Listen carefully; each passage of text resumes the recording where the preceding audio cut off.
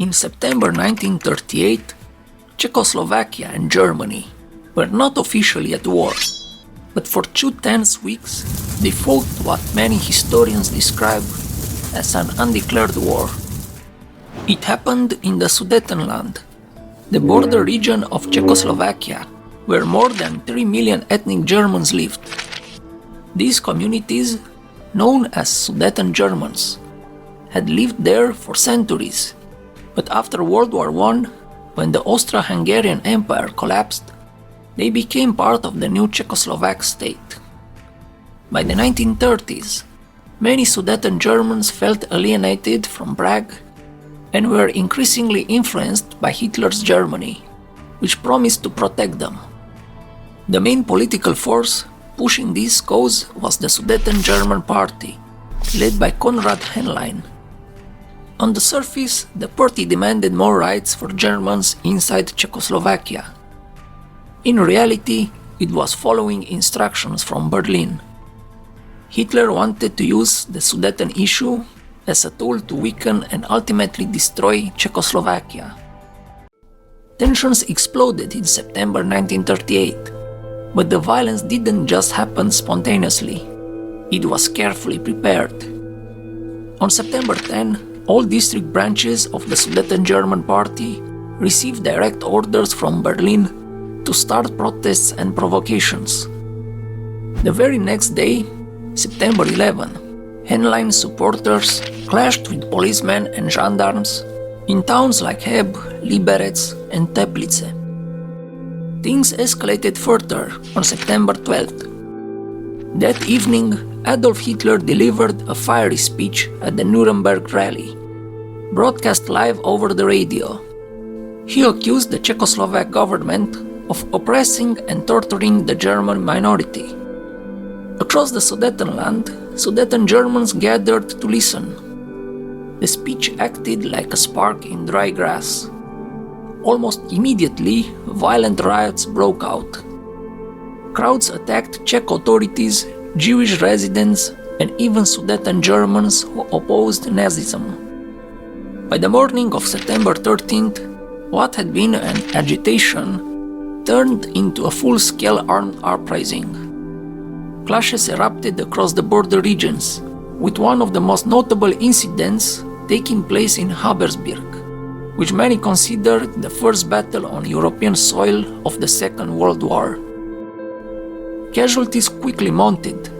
By September 15th, just 3 days after Hitler's speech, at least 37 people had been killed. The Czechoslovak government responded by declaring martial law. The army was deployed and reinforcements were rushed to support the State Defense Guard and local police. By September 14th, the uprising had been partially suppressed, but unrest continued to simmer in many districts. Despite the government's strong response, it was clear that the Sudetenland was no longer under firm control. On September 17th, Hitler took the next step in destabilizing Czechoslovakia. He ordered the creation of the Sudeten Freikorps, a paramilitary force made up largely of Sudeten German refugees who had fled across the border into Germany. The group was trained, armed and organized by the SS, SA and German military intelligence, then sent back across the frontier to wage a campaign of terror. Their mission was simple but devastating: launch raids into Czechoslovakia, targeting customs houses, railway lines, police stations, and civilians, making the border region appear ungovernable. The first attacks come immediately. Between September 17th and 18th, in the area around Ash, Freikorps units surrounded customs houses and opened fire, wounding several officers. In Horní Malá Úpa, one customs house was burned to the ground, leaving a gendarme officer dead and 2 of his colleagues abducted into Germany. Another attack saw a gendarme officer ambushed and killed. The Freikorps relied on heavy machine guns and rifles in their raids, while Czechoslovak police and customs officers fought back with sidearms and grenades in desperate defense. By September 20, the organization had grown so large that Freikorps headquarters issued Order No. 6, signed by Konrad Henlein himself. It instructed every unit to carry out at least 10 major raids by the morning of September 21. The order also mandated the creation of local intelligence staffs, feeding information back to the Freikorps command in Selb, Bavaria. From that point onward, attacks multiplied in both frequency and brutality. On September 21st, violence reached new levels. In Asch, mobs of ethnic Germans and Freikorps men forced the local police to surrender, disarming 50 officers and sending them across the border into Germany, where they were interned in a concentration camp. The Freikorps seized the local gendarme station, while in Bartulovice and Habartice, they attacked customs houses and state defense guard units, wounding several and abducting one officer. In Nove Vilemovice, a customs officer was killed outright in a shootout. That same day, German radio broadcast a false report claiming that Czechoslovakia had agreed to cede its borderlands to Germany. The following morning, towns across the Sudetenland were suddenly draped with Nazi flags and Hitler's portraits. Encouraged, mobs and Freikorps units launched a wave of violent attacks on Czech officials, Jewish citizens, and German anti-Nazis. Initially, Czechoslovak authorities had been ordered to avoid using firearms, except in self-defense. But as the scale of violence mounted, that restriction was lifted. Within days, the Freikorps grew into a major force.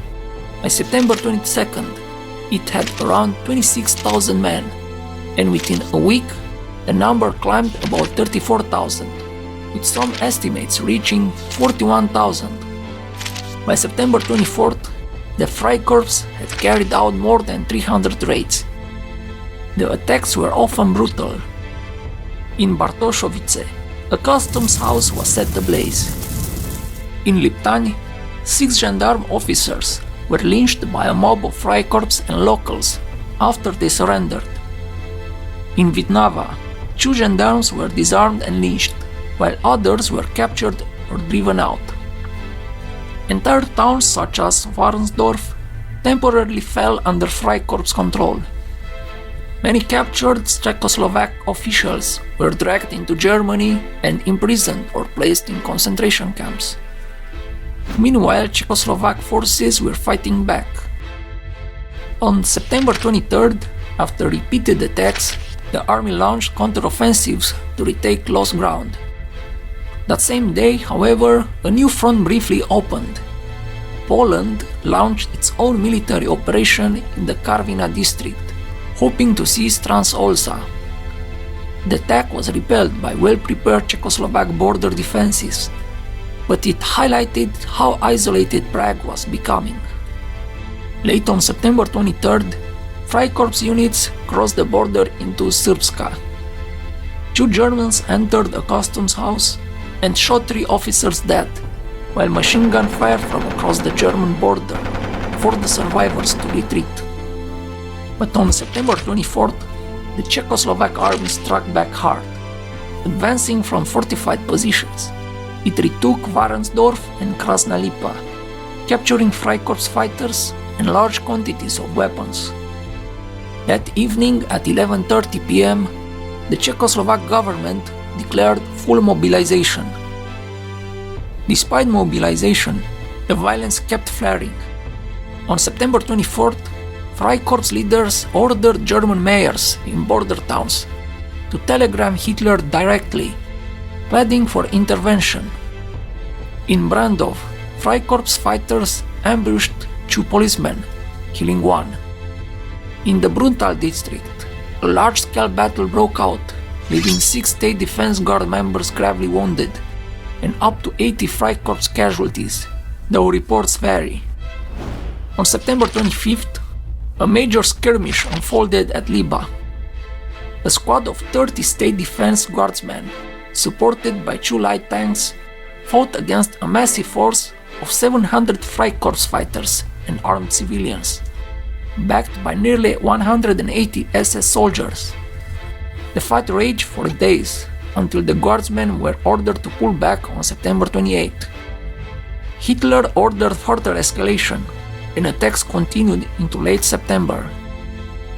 In Javornik, SS and Freikorps units together crossed the border and forced the withdrawal of Czechoslovak troops, seizing the town. In Brandov on September 27th, a 200-man Freikorps assault overran a state defense guard unit before reinforcement counterattacked and drove them out. On September 28, customs officers were ambushed and killed in Horny Lomani and Liskova, while a patrol in Achetin managed to repel a much larger Freikorps force, killing 2 and wounding 14. By late September, the fighting showed no sign of ending. Czechoslovakia was holding its ground militarily, but politically it was being isolated. Hitler increased the pressure on Britain and France, threatening a full-scale invasion if the Sudetenland was not handed over. While Czechoslovak forces fought nightly battles against Freikorps raids, diplomats in Munich were deciding the country's fate. The raids did not stop even as the Munich conference was underway. On September 29, Freikorps fighters again attacked state defense guards in Pochranichi, forcing a retreat until reinforcements with tanks recaptured the ground. By this point, the fighting had become a nightly ordeal along the entire border. On September 29-30, 1938, Britain, France, Italy and Germany signed the Munich Agreement. Czechoslovakia was forced to surrender the Sudetenland to Germany without even being invited to the negotiations. For the people on the ground, it meant that the violence of the undeclared war had achieved its goal. The violence suddenly ended after the signing of the Munich Agreement on September 30. Hitler subordinated the Freikorps to the SS, using them to police the newly occupied territory. According to their own final report, the Freikorps had carried out over 300 raids, killed 110 people, and abducted 2,029 into Germany. They admitted of losing 52 of their own men. On October 10th, the group was officially disbanded, and its members absorbed into Nazi organizations, including the SS. The Czechoslovak state, humiliated and weakened, lost its defensive borderlands and much of its industry. Within 6 months, in March 1939, Hitler would take over what remained of the country. The undeclared war of September 1938 is often overshadowed by the Munich Agreement itself, but it was a critical part of how Nazi Germany prepared the ground. It wasn't just the diplomacy that forced Czechoslovakia to give up the Sudetenland. It was the weeks of violence, raids, and armed pressure that made the crisis so explosive. In many ways, it was an early example of the kind of hybrid conflict we recognize today: propaganda, paramilitaries, cross-border raids, and political manipulation, all used to weaken a state without formally declaring war.